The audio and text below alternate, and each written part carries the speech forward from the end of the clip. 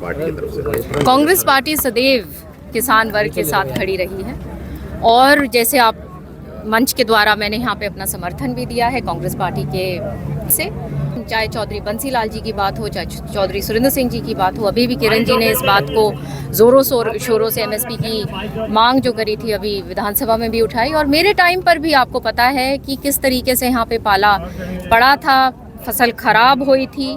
उस बात को मैंने लगातार पार्लियामेंट में उसकी आवाज़ उठाई और पहली बार उसका कानून भी बना उस वक्त, और उस वक्त कंपनसेशन जो है, मुआवजा जो है वो हमारे लोगों में बटा भी था। तो ये एक जनप्रतिनिधि का ये काम होता है और हम मजबूती के साथ हम खड़े हुए हैं।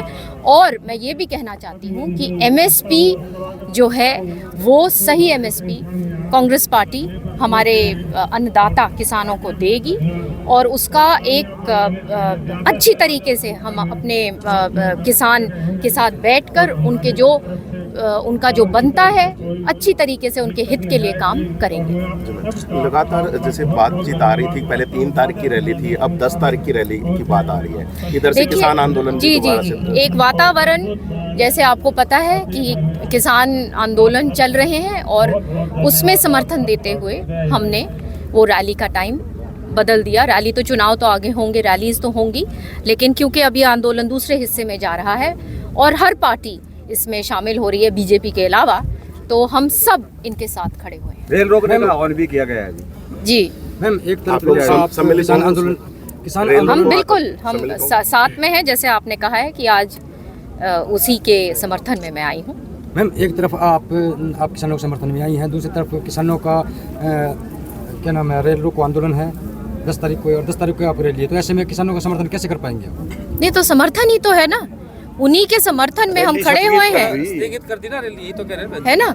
रैली जो हमारे जो लोग जो सारे की सारे जो लोग हैं वो हमारे किसान भाई के साथ खड़े हुए हैं।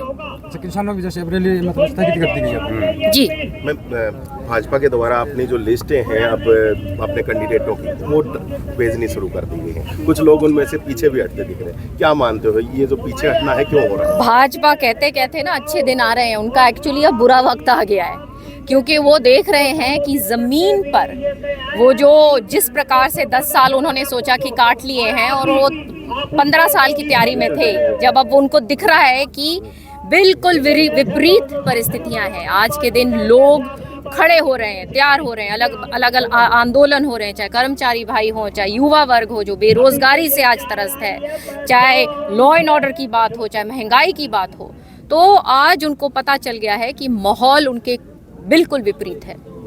इंतजार कर रहे हैं कि क्या कुछ आगे रहेगा, तो आपकी पार्टी का क्या कुछ यहाँ पर रहने वाला स्टैंड, किन को देने वाले हैं टिकटें, क्या कुछ सामने चीज़ें निकल कर के आ रही हैं? लोकसभा की आप अभी बात कर रहे हैं ना, तो लोकसभा आपको जैसे पता है कि ये लिस्ट अनाउंस हो जाएगी और फिर ज़ोरों शोरों से सारी कांग्रेस पार्टी हमारे जो कैंडिडेट हैं उसके मजबूती में लगेंगे। इंडिया गठबंधन को आप किस प्रकार से देख पा रहे हैं? क्या हरियाणा में पूरी मजबूती के साथ लड़ा जाएगा? बिल्कुल। और ये हर एक का स्वागत है और मजबूती एक दूसरे से मिलेगी और लोग जैसे चुनाव लड़ेंगे, क्योंकि लोग आज के दिन जो चुनाव तो एक जो लड़ता है वो तो एक केवल चेहरा है, असली बात तो लोगों की लड़ाई है और लोग आज अपनी लड़ाई खुद लड़ेंगे क्योंकि वो परेशान है और अपने हकों के लिए वो लड़ाई लड़ेंगे। आम आदमी पार्टी के साथ गठबंधन हुआ है, एक सीट उनको भी दी गई है।